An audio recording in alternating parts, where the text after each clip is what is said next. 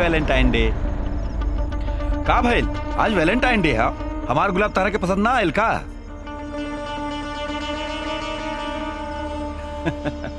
Excuse me. गुलाब देवे वाला के थोबड़ा पसंद ना आइल हुई।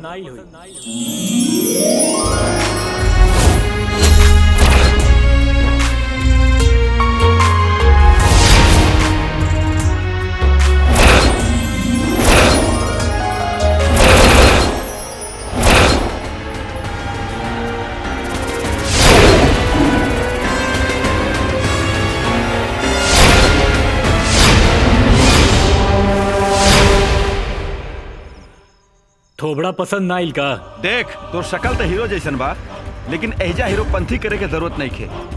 चुपचाप शराफत से निकल चल। ऐसे ना मानी, मारे करा करे।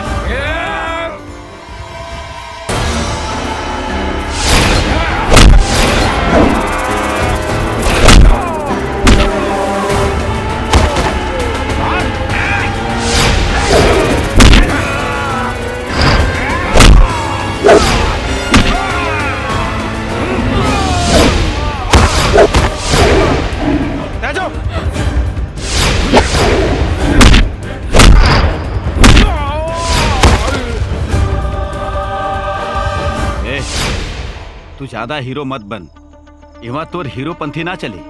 चुपचाप आराम से निकल जो।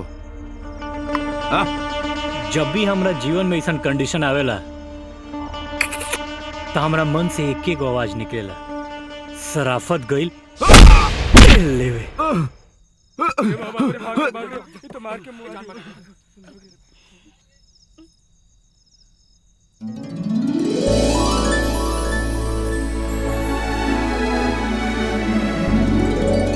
Happy Valentine's day.